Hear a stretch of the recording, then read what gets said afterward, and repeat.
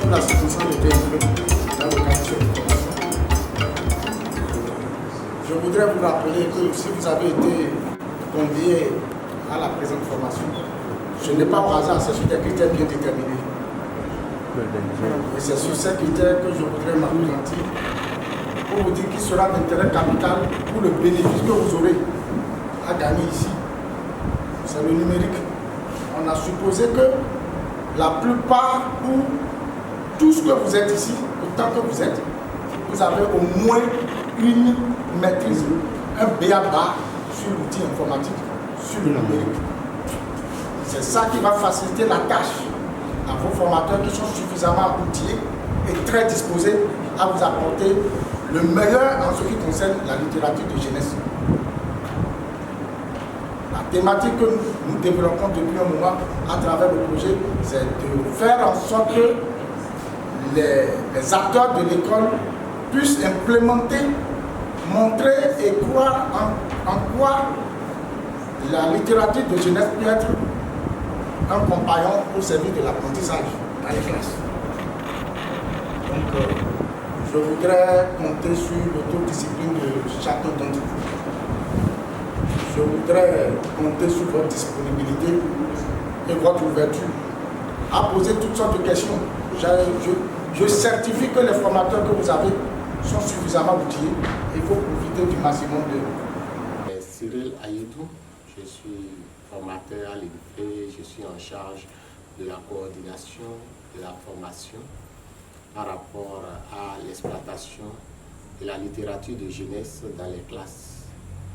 Et il y a environ un mois, nous avons formé les formateurs qui aujourd'hui ont commencé la formation des enseignants, des bibliothécaires et des membres des associations de promotion de lecture publique. Et cette formation vise à les outiller dans l'exploitation de la littérature, des livres de jeunesse en général, dans les classes et aussi de la mise en place des actions d'animation dans les bibliothèques et les événements de promotion de lecture. Voilà un peu ce pourquoi nous sommes là. Et nous espérons qu'à la fin, tous les participants seront en mesure désormais de, chacun dans sa catégorie, bien sûr pour les enseignants, de pouvoir exploiter judicieusement la littérature jeunesse comme un compagnon d'apprentissage dans les classes. C'est de trouver les défis et les enjeux, la promotion de l'utilisation de la littérature de jeunesse comme compagnon des apprentissages. Alors, comment est-ce que cela va se faire? Nous allons, dans chaque groupe, remettre une feuille et de quoi écrire. Et dans les groupes, vous allez essayer de répartir les idées en 2 points. Tout ce qui relève des enjeux et de l'autre côté, vous allez parler des défis à relever pour la promotion de la littérature de jeunesse comme compagnon pour l'enfant. Les enjeux d'abord et puis les défis. Quand on parle de littérature de jeunesse, c'est quoi et qu'est-ce que cela peut procurer? Regardez, quand tout à l'heure nous avons dit, on s'est contenté de dire goût de lecture, ça enrichit la culture, la société. Tout ce que nous avons dit, c'est par rapport à la lecture, mais par rapport à la littérature de jeunesse elle-même. C'est pour une interrogation. Parler de la littérature de jeunesse. Et même au moment où ils entendaient les autres fois littérature de jeunesse, cela ne retient pas du tout leur attention. Je me trompe? C'est ça le problème. Puisque, on se dit, mais quand est-ce qu'on va finir avec les tracas de l'école et avec parler encore de littérature de jeunesse? Ça veut dire que nous avons un problème, nous, enseignants, un problème de formation, mais les autres acteurs, que sont les parents, que sont le pouvoir public, etc., il y a également un défi. Je m'appelle Atoko Kebidjo, inspecteur des enseignements maternels et primaires. Je suis le chef de région pédagogique numéro 15, la région qui regroupe la seule circonscription de Paracourt. Dans ce cadre, ici, je suis formateur dans la salle 2.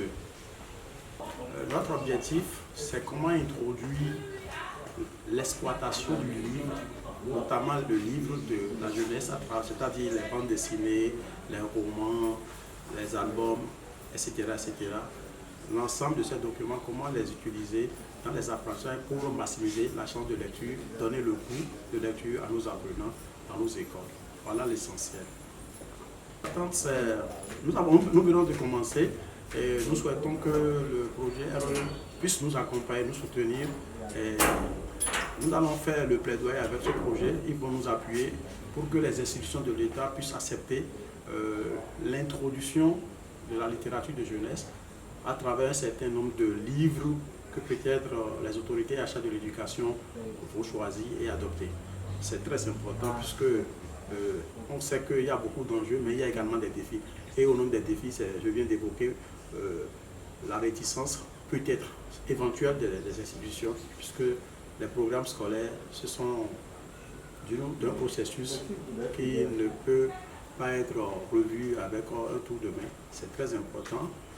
Donc nous souhaitons que le projet nous accompagne, le projet fasse l'effort de mobilisation nécessaire pour que les gens comprennent l'importance de la littérature de jeunesse.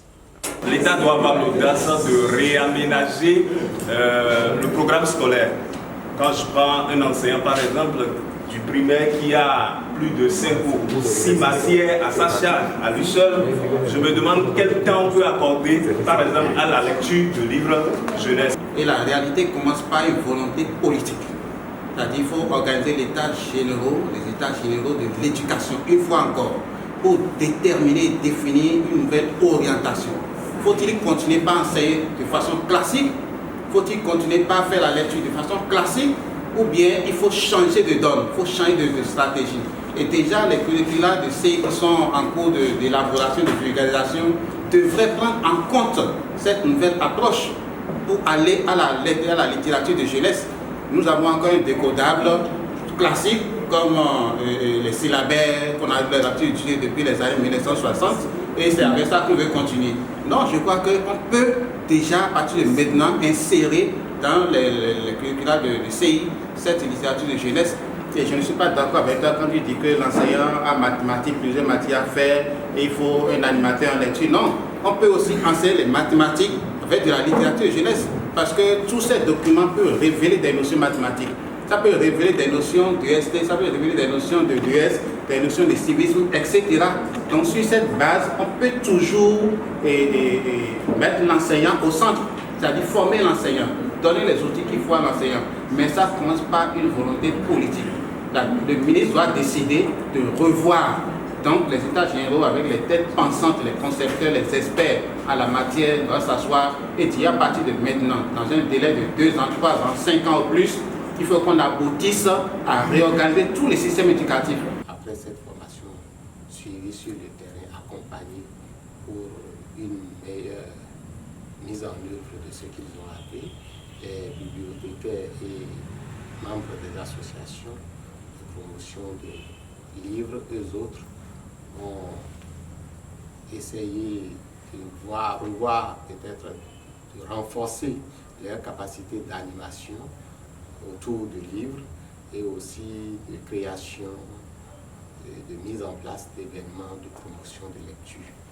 Et là également, ils seront suivis, ils partiront d'ici avec une feuille de route pour des réalisations et ça permettra d'aller voir un peu, de les accompagner aussi également sur le terrain.